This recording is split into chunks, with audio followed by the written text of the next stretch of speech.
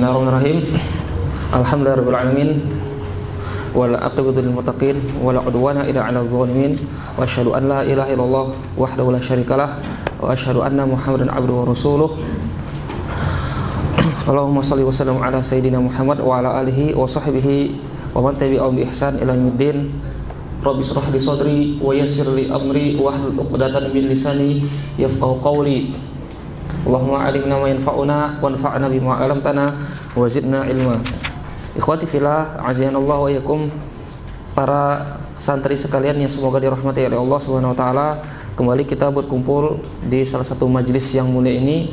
Seperti biasanya kita melanjutkan pembacaan hadis-hadis dari kitab Bulughul Maram dari Kitabul Jami', yang mana pada pertemuan yang lalu kita telah menyelesaikan satu bab di antara bab-bab yang ada di Kitabul Jami', yaitu Kitabul Adab.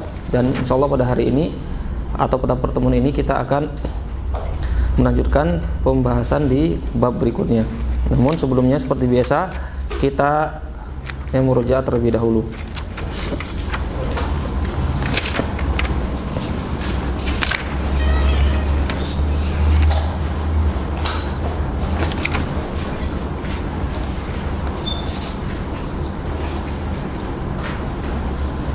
Ya, pertanyaan saya buat siapa?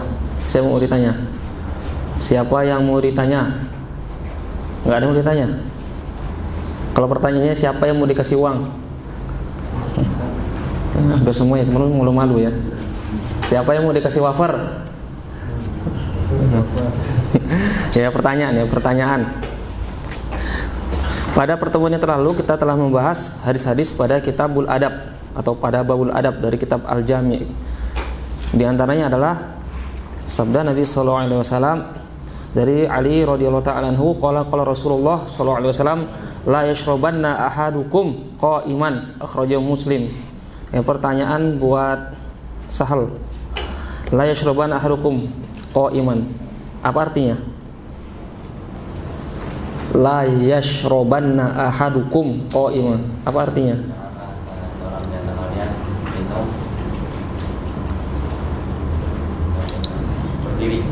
Minum dalam keadaan berdiri.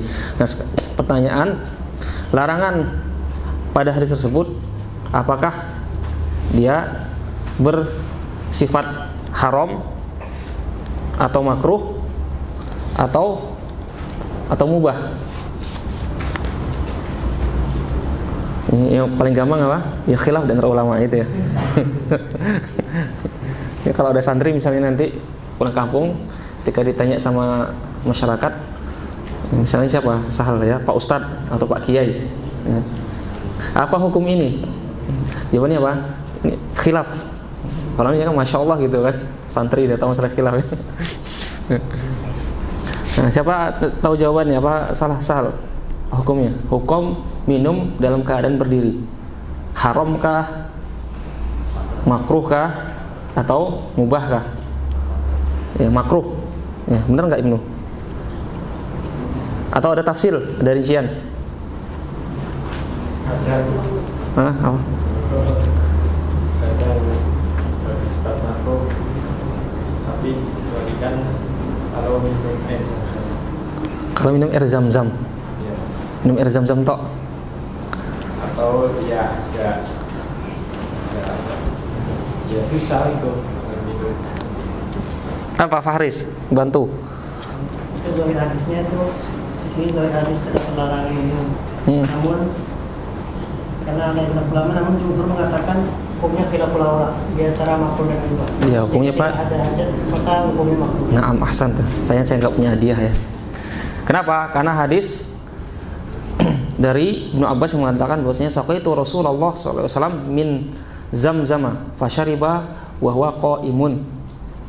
Ada hadis dari Ibnu Abbas bahwasanya beliau mengatakan, aku memberi minum pada Rasulullah SAW dari air zam-zam, kemudian beliau minumnya dan beliau dalam keadaan berdiri. Jadi seakan-akan di antara dua hadis tersebut terdapat pertentangan, padahal bukan terdapat pertentangan, tapi para ulama menggabungkan di antara kedua hadis ini. Jadi para ulama mengatakan yang dimaksud dengan jadi hukum minum dalam keadaan berdiri adalah hukumnya khilaful aula. Namun bagaimana dengan Rasulullah ketika beliau minum dalam keadaan berdiri, apakah hukum tersebut khilaful aula berlaku bagi Rasulullah? Tidak, tetapi apa? Rasulullah minum dalam keadaan berdiri itu apa? Menerangkan kepada umatnya tentang bolehnya minum dalam keadaan berdiri, atau apa? Bahwasanya minum dalam keadaan berdiri tidak sampai kepada derajat haram. Kenapa tidak mungkin beliau SAW melakukan perbuatan yang haram? Ahsantum. Kemudian berikutnya, wa an Ali radhiyallahu ta'ala anhu qala qala Rasulullah sallallahu alaihi wasallam idzan ta'ala ahadukum falyabda bil yamini wa idza naza'a falyabda bisyimali wal takunil yumna awalahuma tun'al wa akhiruhuma tunza. Udah hamam. Hamam. Terjemahkan coba.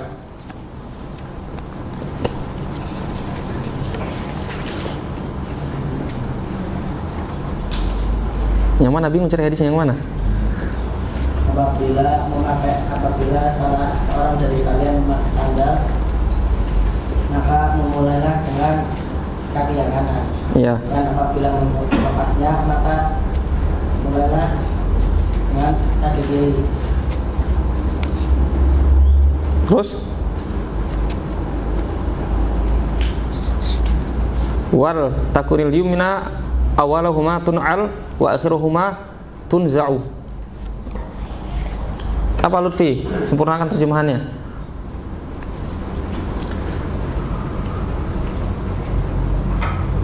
Wal takun, lamnya lam apa namanya? Lam? Wal ibtida. Lam ibtida. Wal takun. Lam ibtida. Hah? Lamul amr ya. Terjemahkan.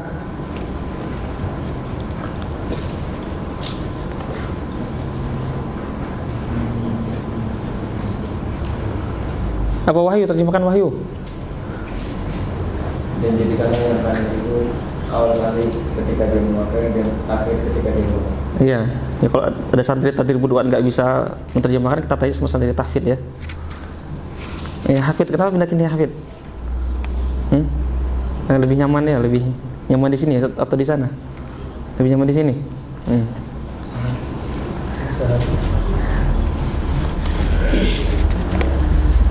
Nah berikutnya kita ini ya.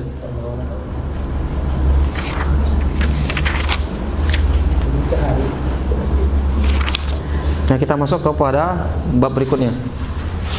Siapa baca? Baca Ibnu.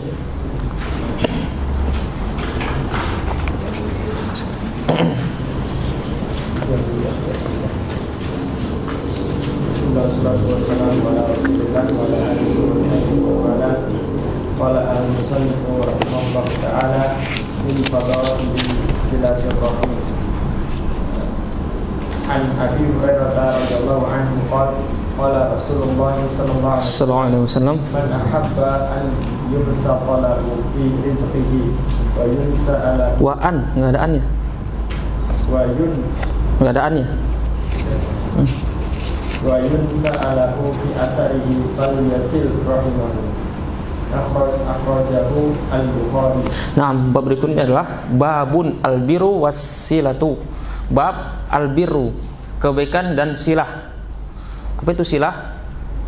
As-silatu adalah masdar dari fi'il wasala yasilu silatan, yang bermakna menyambung.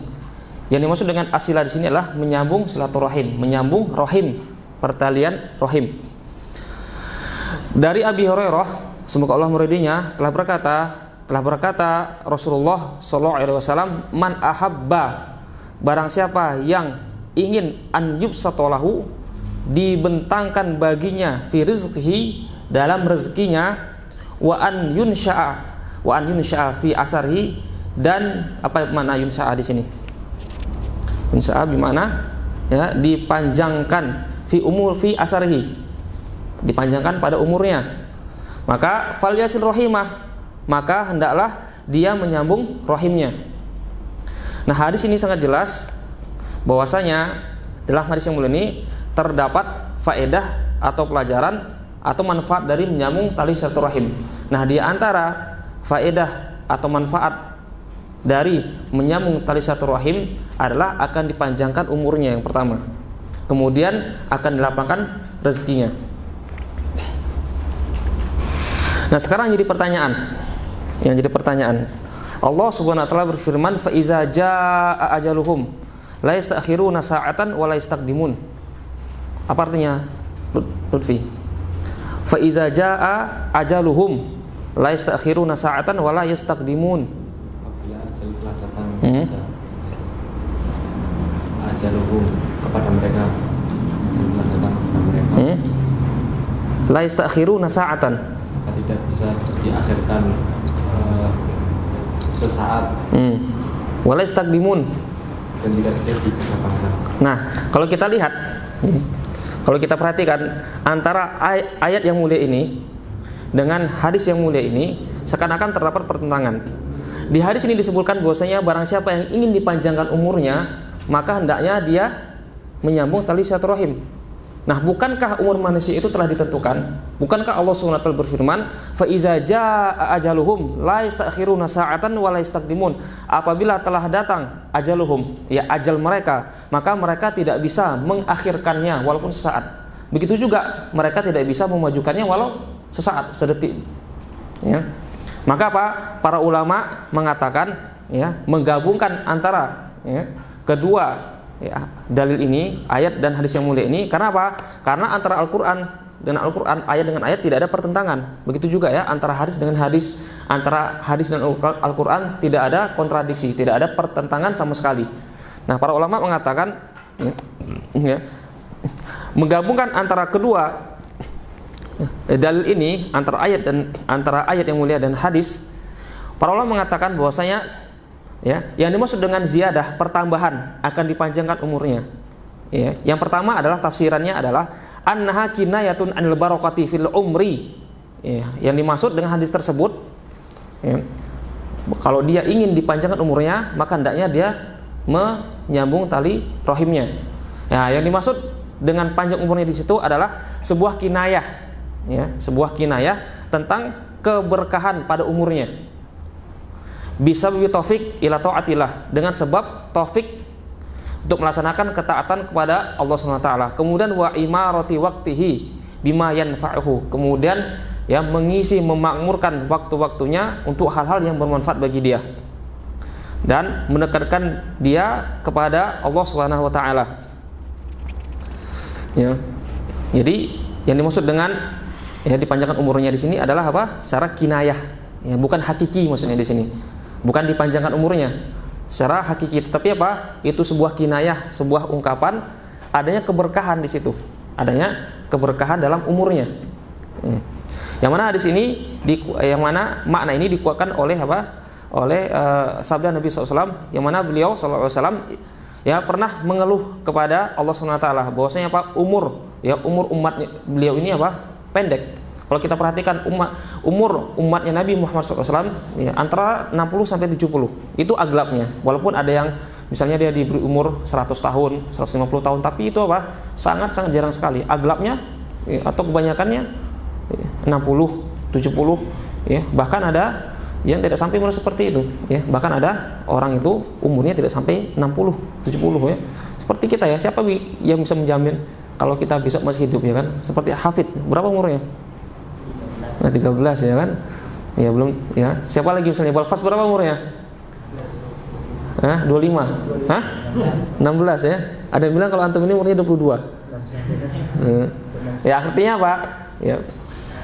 Umur kita sekarang masih 10 tahun, 12 tahun, 13 tahun, 16 tahun.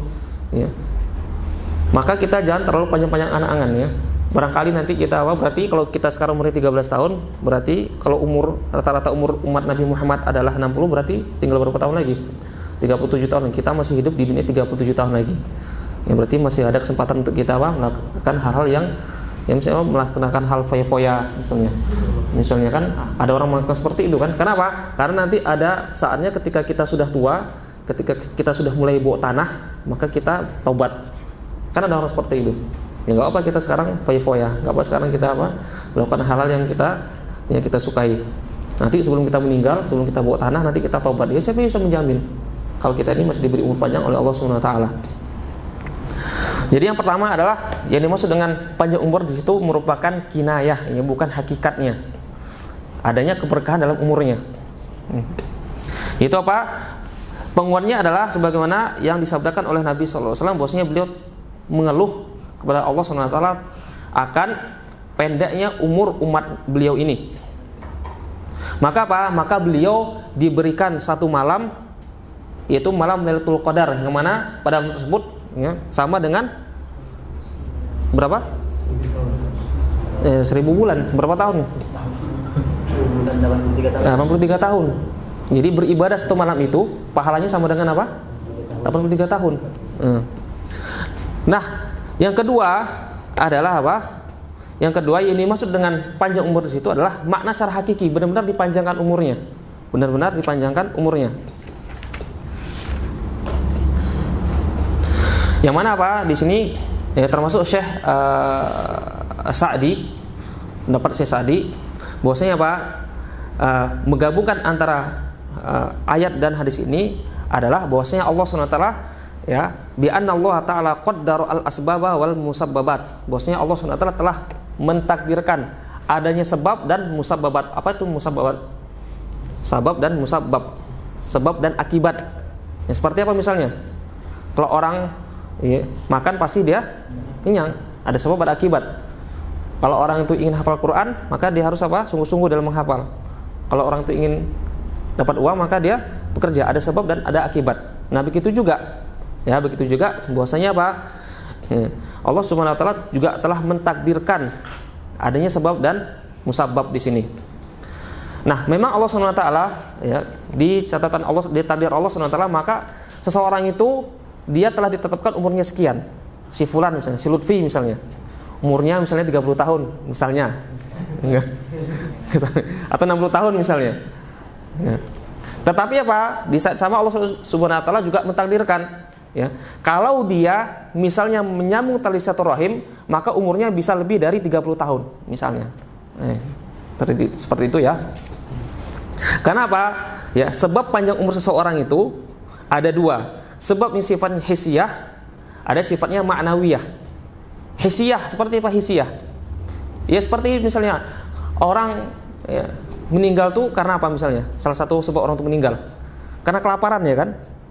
Karena kelaparan salah satunya. Ya kalau misalnya apa? Dia makan, kebutuhan terpenuhi, maka apa? Masih bisa bertahan hidup. Ya tapi kalau misalnya apa?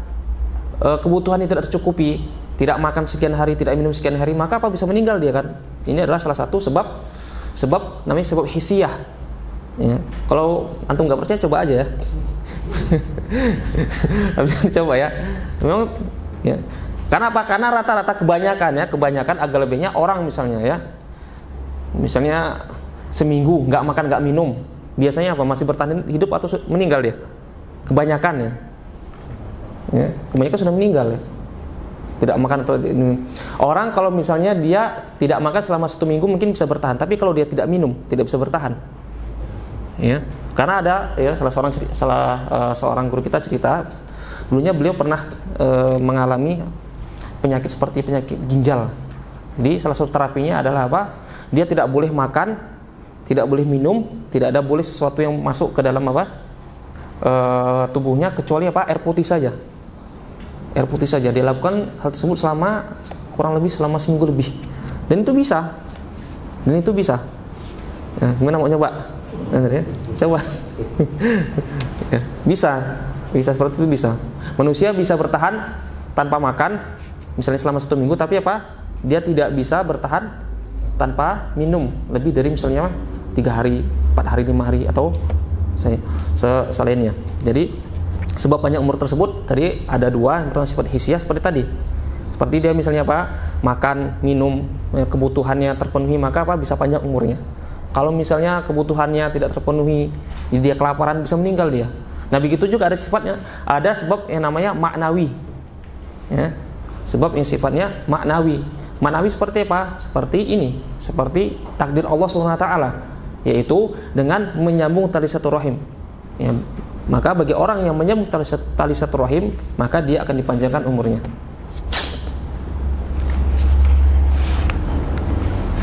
Baca hadis berikutnya. Baca Lutfi.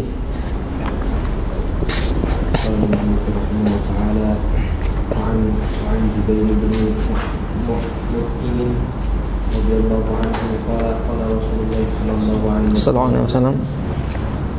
La yadkhulu jannata qati'un ya'ni qati'a rahimin muttafaqun alaihi. Naam.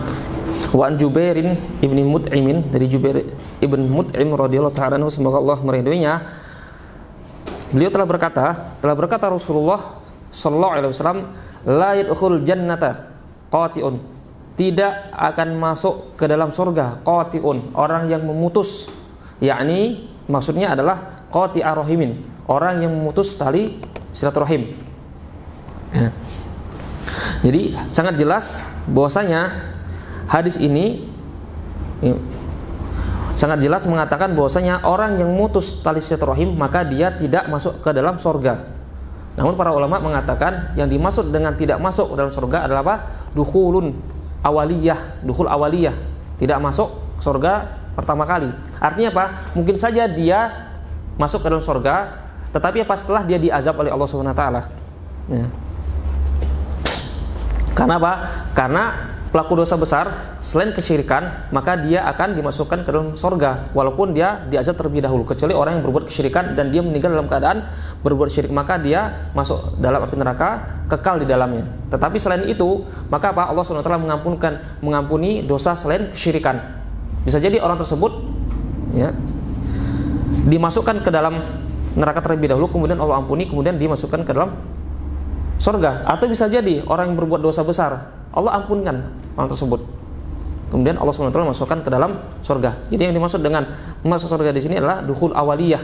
Yang bisa jadi dia diazab terlebih dahulu, kemudian dia baru dimasukkan ke dalam surga Allah SWT.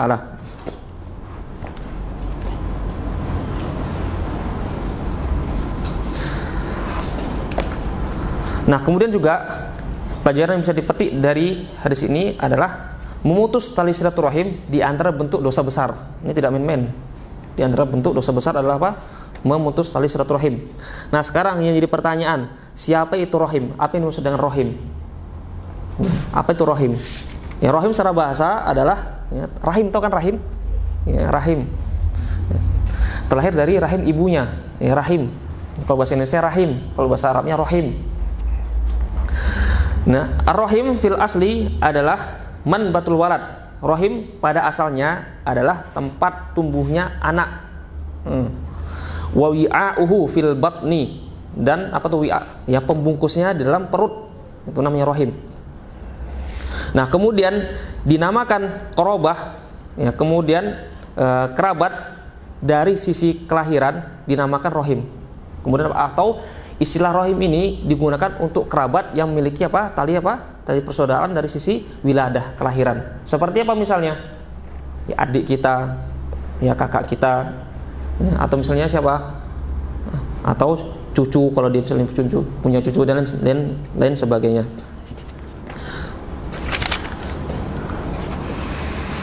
Nah, sekarang para ulama berselisih pendapat, ya. Siapa saja kerabat. Jadi apa? Rahim tersebut adalah kerabat, ya kan? Kerabat.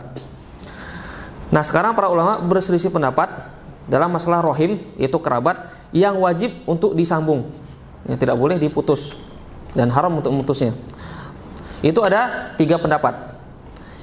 Yang pertama adalah annaha ar-rahimu allati yahrumu an-nikahu bainahuma. Yang pertama adalah rahim di sini adalah yang haram untuk nikah antara keduanya, yang haram untuk menikah di antara keduanya. Bihaitsu law kana ahaduma zakaron wal akharu unsa lam yasih an-nikahu bainahuma. Di mana kalaulah salah satunya ditakdirkan dia itu laki-laki dan yang lainnya adalah perempuan, maka tidak sah menikah. Seperti apa misalnya? Saudara kandung kita, kakak kita, ya, siapa lagi misalnya? Ya, kakak kita, adik kita misalnya. Kemudian siapa lagi? Ya, kalau dia misalnya punya anak, punya cucu juga, itu Pak tidak boleh menikah misalnya Pak. Sah nggak misalnya Pak seseorang laki-laki menikah dengan saudari kandungnya, baik saudari seibu sebapak atau sebapak saja atau seibu saja, sah nggak? Nggak sah nikahnya. Nah, begitu juga di sini dikatakan dia adalah orang yang diharamkan menikah di antara keduanya, yaitu kalaulah salah satunya ditakdirkan dia itu laki-laki dan satunya lagi adalah perempuan, maka apa? Haram bagi mereka menikah. Nah, contohnya ketika apa? Ada 2 orang saudara, ya maka apa? Ini namanya rahim namanya. Ya, saudaranya ini namanya rahim namanya. Kenapa? Kalaulah salah satunya ditakdirkan laki-laki dan satunya lagi adalah perempuan, maka apa? Tidak sah menikah. Nah, kalau rahim dalam makna ini itu dia otomatis dia rahim di sini lebih sempit maknanya kan, teman terbatas dia. Nah, kemudian maka kalau misalnya apa? Kalau misalnya kita berpijak dari pendapat ini, maka apa? Tidak masuk di situ anak-anak dari paman, ya, anak paman. Anak paman tidak masuk di situ, tidak masuk dalam qorobah min jihatir rahim atau min jihatil wiladah, tidak masuk di situ. Kenapa? Anak paman itu apa boleh dinikahi? Sepupu boleh dinikahi.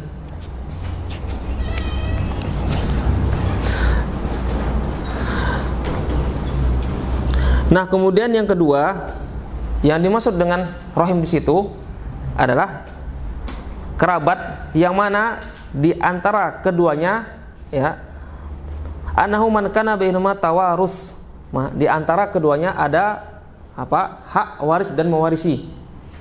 Hak waris dan mewarisi. Nah, kalau pendapat ini itu apa? Lebih luas daripada pendapat yang pertama. Ya. Kenapa? Kalau misalnya kerabat di situ, yang dimaksud kerabat di situ adalah orang-orang yang memiliki hak waris di situ, maka lebih luas dia. Maka dalam hal ini lebih luas. Masuk siapa di situ? Ya, masuk di situ adalah anak dari paman. Ya. Kemudian siapa lagi? Misalnya pamannya. Kemudian juga siapa lagi? Ya, cucu perempuan misalnya. Kenapa? Cucu perempuan dari anak perempuan dapat harta warisan nggak? Siapa? Goni. Mana ada Goni? Ya. Bintul bin dapat warisan nggak? Bintul bin, bukan bin, bukan bintul ibn, bintul bin nggak dapat warisan dia, nggak dapat warisan. Atau misalnya apa? Kalau bintul ibn dapat warisan nggak dia? Dapat warisan. Jadi lebih jelas ya. Kalau yang dimaksud dengan qorobah di sini, rahim di sini adalah antara keduanya ada tawarus, saling mewarisi dan mewariskan. Maka maknanya lebih luas daripada yang pertama di sini. Itu mencakup siapa? Ya, mencakup siapa di situ? Mencakup ya sepupu, anak dari paman. Nah, kemudian pendapat yang ketiga adalah ya anha umumul qorobati. Ya, dia umum qorobah, ya kerabat secara umum dia. Ya, baik itu dari siapa? Dari misalnya dari sisi kalau misalnya kalau salah satu ditakdirkan laki-laki dan satunya lagi perempuan, maka tidak sah menikahnya. Baik itu ataupun ya yang keduanya memiliki hak pewarisan. Dia lebih umum dia. Maka qorobah di sini pendapat ketiga adalah dia lebih umum. Ya, biqat in nazar an hormatin nikah awil irs, kata Syekh di sini. Biqat in nazar, tanpa memandang dari sisi haram dinikahi atau apa? Dari hak mewariskan di sini. Dan Syekh mengatakan wahada qaulun wajihun, dan ini pendapat yang kuat ya, pendapat yang ketiga ini. Jadi yang maksud dengan rahim di sini adalah apa? Pendapat secara umum ya. Itu qorobah secara umum. Ya. Qorobah secara umum di sini. Kerabat secara umum. Ya. Lebih luas maknanya kan. Siapa misalnya? Ya. Kalau bahasa Jawanya siapa Lutfi? Siapa saja kerabat-kerabat antum? Ya, bahasa Jawanya. Saudara-saudara atau sedulur lah bahasa Jawanya. Siapa ya saudara antum? Banyak kan? Ya. Mbah sampai mbah buyut juga ya kan? Ya, cucu, cicit, siapa lagi? Ya, anaknya Pak Le, anaknya Bule, anaknya siapa lagi? Ya, banyak ya. Banyak. Baik, kita lanjutkan. Nah, kalau kita lihat hadis dari bab ini, hadis pertama dan hadis kedua, itu terdapat yang pertama, pada hadis pertama itu terdapat anjuran atau ahsungan untuk menyambung tali silaturahim. Nah, pada hadis kedua terdapat apa? Ancaman bagi orang yang putus tali silaturahim.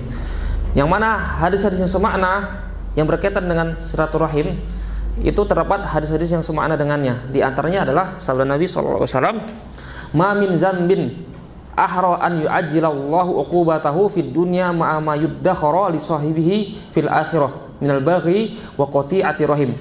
Nabi SAW bersabda, tidaklah ada suatu dosa ahra, apa itu ahra? Lebih layak an yu'ajjilallahu uqubatahu, lebih layak yang Allah segerakan hukumannya di dunia ma yuddakhara li sahibihi, bersama dengan apa-apa yang disediakan bagi pelakunya di akhirat. Minal bagi, berupa apa? Berupa perbuatan bagi, berupa perbuatan zina dan juga qati ar-rahim, juga apa? Memutus tali silaturahim. Dijelas bahwasanya apa? Tidak ada hukuman yang Allah segerakan di dunia ini. Ya, tidak ada. Pada asalnya ukubah umat Nabi SAW itu nanti ditangguhkan di akhirat, ya kan? Atau azab yang disebabkan perbuatan dosa oleh umat Nabi SAW itu ditangguhkan pada hari kiamat. Tetapi di situ ada beberapa dosa yang ukubahnya, yang azabnya disegerakan di dunia. Di antaranya apa? Di antaranya adalah perbuatan zina. Kemudian juga apa? Memutus tali silaturahim.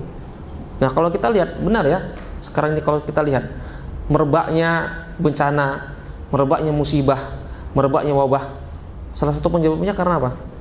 Karena perzinahan sudah merajalela di mana-mana, tersebar di mana-mana. Kemudian juga apa?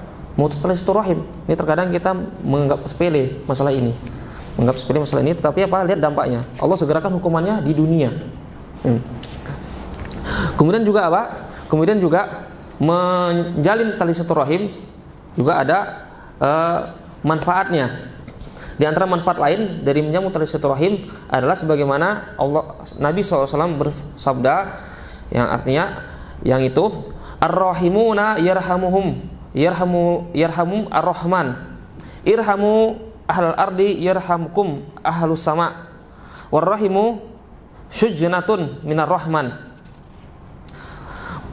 man wasalaha wasaltuhu, man qata'aha batattuhu. Ya, Allah atau Nabi SAW bersabda ar-rahimuna. Apa itu ar-rahimuna? Ya, orang-orang yang penyayang. Yarhamuhum ar-rahman. Maka ar-rahman itu Allah SWT menyayangi mereka. Kemudian beliau SAW memerintahkan kepada umatnya, irhamu ahlal ardi, sayangilah penduduk bumi, yarhamkum ahlus sama, maka penduduk langit akan menyayangi kalian. Warrahimu sujnatun minar rahman. Kemudian ar-rahim itu adalah sujnah, bagian kata dari ar-rahman. Maka Allah SWT berfirman, barang siapa yang menyambungnya, maka aku akan menyambungnya. Nah, barang siapa yang memutusnya, maka aku akan memutusnya. Kemudian juga ya, ada ancaman ya, atau ada hadis yang semakna bahwasanya ada sahabat yang dia mengeluh kepada Rasulullah SAW, ya Rasulullah, sesungguhnya aku ini memiliki kerabat, aku berusaha untuk menyambung tali silaturahim kepada mereka, tetapi mereka berbuat jelek kepadaku. Kemudian aku berusaha berbuat baik kepada mereka, tetapi mereka ya berbuat buruk kepadaku. Bagaimana Rasulullah? Apakah boleh bagiku untuk membalas perbuatan mereka? Kemudian apa kata Rasulullah? Ya, jangan engkau lakukan itu.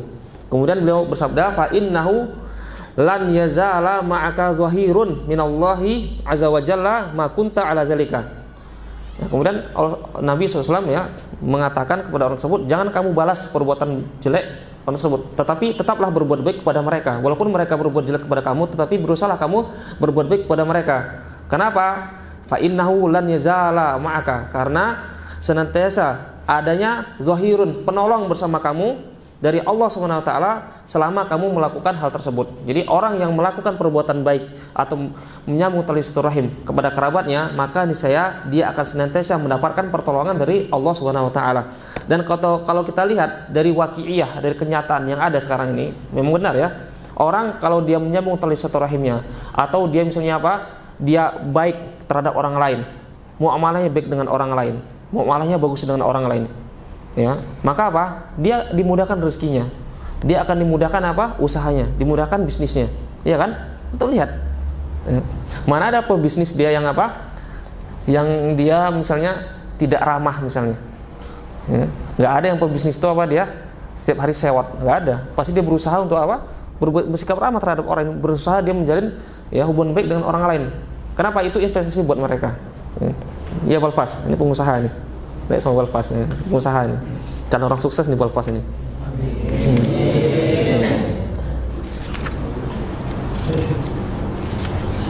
Diaminkan Balfas ya. Baca hadis berikutnya. Bisa Lutfi.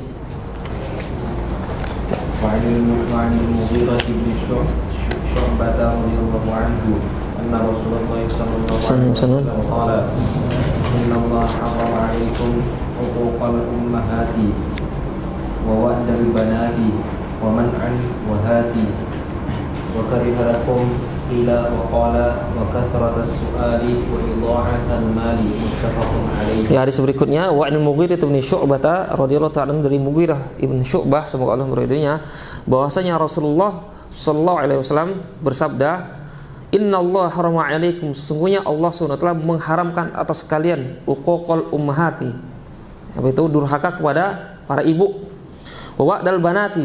Apa makna wa wa'dal banat? Wa'da mengubur hidup-hidup anak perempuan. Wa man'an wahati, apa itu man'an? Itu dia mencegah. Man'an asal katanya ada al-imsak, ai man'u mayjibu ada'uhu minal mal.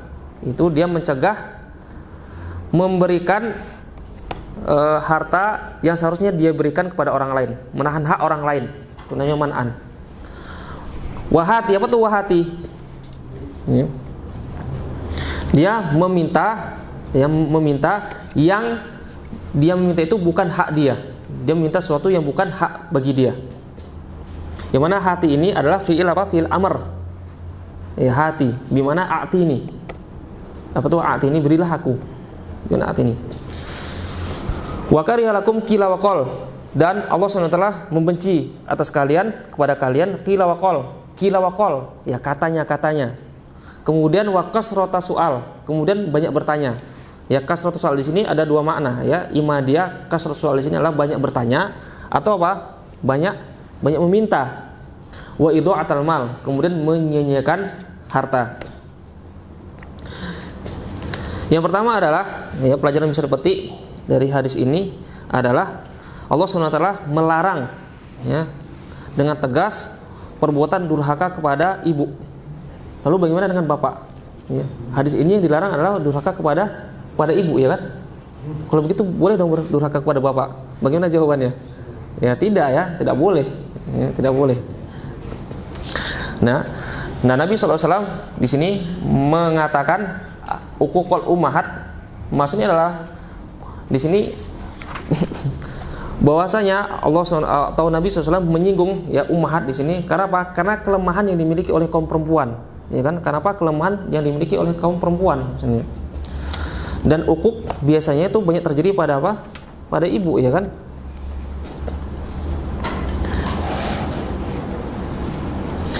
Yang mana hadis serupa juga datang dari Rasulullah SAW tentang ya, larangan dari durhaka kepada orang tua. Yaitu beliau SAW bersabda, "Ala unabbiukum bi akbaril kabair al-isyraku billah wa uququl walidaini."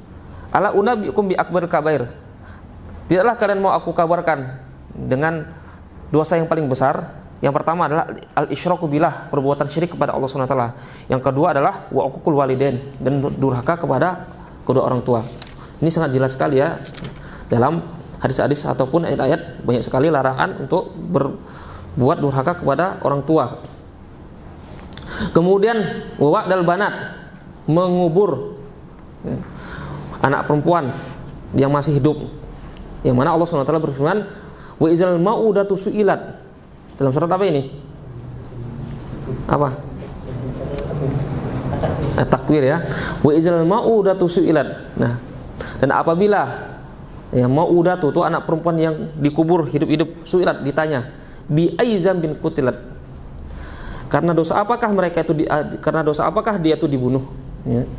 Dan juga Allah SWT berfirman, wala taqtulu auladakum khasyata imlak, dan janganlah kalian membunuh anak-anak kalian khasyata imlak, karena takut miskin ya. Jadi ada kebiasaan orang jahiliyah, mereka menguburkan anak perempuan mereka. Kenapa? Mereka malu. Orang jahiliyah dulu, mereka kalau punya anak perempuan ya, lahir anak perempuan, mereka tuh malu, maka mereka berusaha mengubur hidup-hidup anak perempuan tersebut, karena mereka beranggapan bahwasanya anak perempuan tersebut tidak ada yang bisa dibanggakan dari anak perempuan tersebut. Kalau anak lagi ya nanti ketika besar bisa diharapkan ya mencari nafkah ya, mencari harta, juga bisa berperang ya kan. Kalau anak perempuan apa bisa dilakukan? Nggak bisa apa-apa ya. Kalau nggak ada anak perempuan nggak ada juga ya, nggak bisa juga lahir manusia ya kan.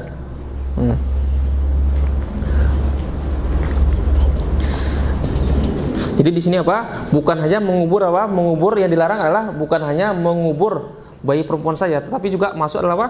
Mengubur juga anak laki-laki. Jadi di hadis ini adalah umum di sini. Kenapa di sini Nabi SAW menyinggung ya wa'dul banat, mengubur hidup-hidup bayi perempuan? Karena ini merupakan apa? Kebiasaan orang jahiliyah dahulunya. Kebiasaan orang jahiliyah dahulunya. Kenapa Allah SWT berfirman wala taqtulu auladakum? Janganlah kalian bunuh anak-anak kalian. Lafaz aulad di situ mencakup anak laki-laki dan anak perempuan, lafaz aulad. Karena takut terhadap kemiskinan. Di orang dahulu, orang jahiliyah dulu mereka ya, ada yang membunuh anak mereka karena apa? Takut akan miskin. Ya takut miskin. Kemudian Allah SWT mengatakan nahnu narzuquhum wa iyyakum. Kamilah yang memberi rezeki kepada mereka dan kepada kalian. Inna qatlahum kana khita'an kabiros. Sungguhnya ya kalian membunuh itu adalah sebuah kesalahan yang sangat besar. Ya, kemudian Allah Subhanahu wa taala juga membenci perbuatan man'an wahat. Itu man'an wahat ya. Ai yamna'u al-huquq al-wajibata alaihi minaz zakah. Itu dia mencegah, menahan hak-hak yang wajib atas dia berupa zakat misalnya. Kemudian apalagi wa nafaqat al-wajibah, kemudian nafkah yang wajib. Wa istaksiru min jam'il amwal allati la tahillu lahu min huquqin nas. Kemudian dia mengumpulkan harta-harta yang tidak halal bagi dia. Ya, seperti apa? Korupsi. Ya. Ya, kemudian tadi apa? Wahat adalah meminta-minta yang bukan hak dia. Kemudian karilakum kila waqol. Kemudian dibenci kepada kalian itu kila waqol, ya katanya-katanya. Ya, katanya-katanya yang mana? Ya awal muradu bihaza di sini yang dimaksud dengan kila waqal adalah al-muradu bihaza ayakuna musyi'an lil akhbari lati lam yatahaqqaqha wala alaqata lahu fiha, yaitu dia musyi'an menyebarkan berita-berita yang belum tentu terjadi. Ya, wala alaqah lahu fiha, yang tidak ada kaitannya dalam hal tersebut. Ya kan banyak sekarang ini ya, kita menukilkan kabar-kabar yang misalnya apa tidak terjadi misalnya. Ya, atau kabar-kabar yang belum tentu apa diketahui kebenarannya. Ya, katanya begini, ya, kila waqal namanya. Perbuatan tersebut adalah perbuatan yang dibenci oleh Allah Subhanahu wa taala. Kemudian yang terakhir adalah wa karihalakum ida'atul mal. Kemudian Allah Subhanahu wa taala membenci kepada kalian menyia-nyiakan harta. Nah, yang dimaksud dengan menyia-nyiakan harta di sini adalah al-muradu bizalika infaquhu fi ghairi wajhi al-ma'zun fi syar'an. Adalah mengeluarkannya, ya, mengeluarkan harta tersebut tidak sesuai dengan izin syar'i, tidak sesuai dengan izin syar'i di sini. Baik dia itu bersifat duniawiyah ataupun diniyah. Maka di sini para ulama membagi, ya, qasamal ulama'u al-infaqo ila salasati anwa'. Ya, para ulama membagi infak itu menjadi 3 macam. Ya, yang pertama adalah muharram. Wa huwa an yunfiqo al-mala fil wujuhi al-mazmumah syar'an. Dia menginfakkan hartanya, mengeluarkan hartanya untuk hal-hal yang mazmum, yang tercela secara syar'i. Seperti apa misalnya? Ya, digunakan harta tersebut untuk apa misalnya? Untuk berbuat maksiat. Maksiat banyak, ya kan? Jadi apa?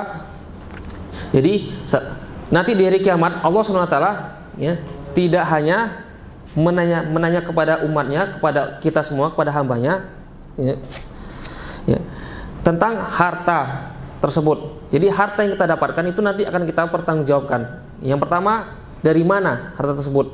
Ya, taruhlah misalnya harta tersebut kita dapatkan dari yang halal, tapi Allah SWT akan meminta pertanggungjawaban kepada kita semua, kemana harta tersebut kita habiskan.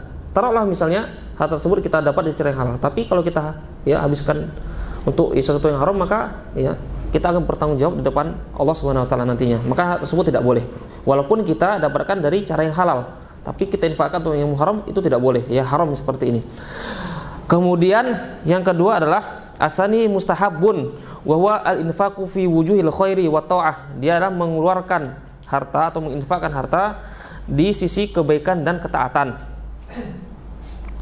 Wal i'anah ala nashri dinillahi ta'ala wa ila'i kalimatihi. Kemudian dia keluarkan tersebut untuk menyebarkan, untuk menolong dan menyebarkan agama Allah ini dan meninggikan kalimat Allah.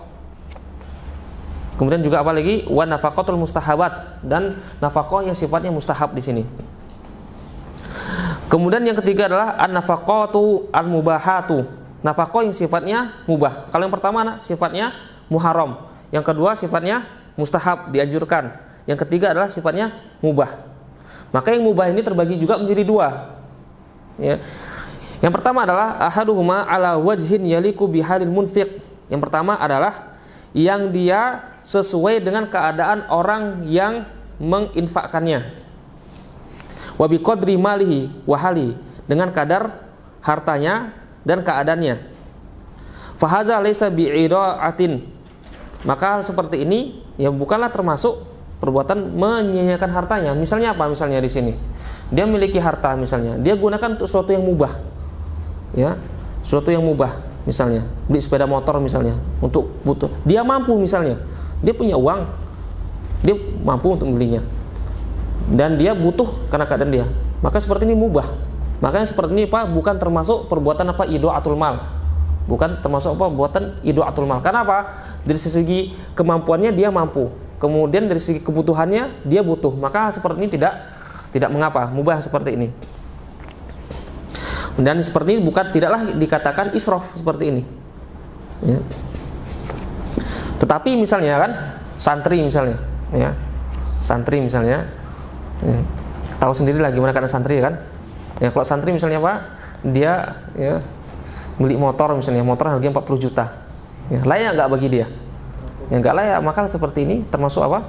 Perbuatan apa? Israf seperti ini. Karena apa? Tidak layak bagi dia, tidak layak dengan kantong dia. Padahal apa, sepeda ontel pun cukup bagi dia, ya kan? Tapi apa? Nggak mau, dia maunya apa? Sepeda motornya harganya mahal, 40 juta misalnya. Kemudian yang kedua adalah an yunfiqo fi ma la yuriku bi urfan. Nah, di sini dia. Fal jumhuru ala annahu israfun.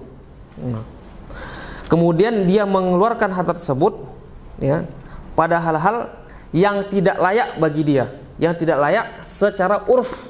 Apa itu secara urf? Secara kebiasaan misalnya.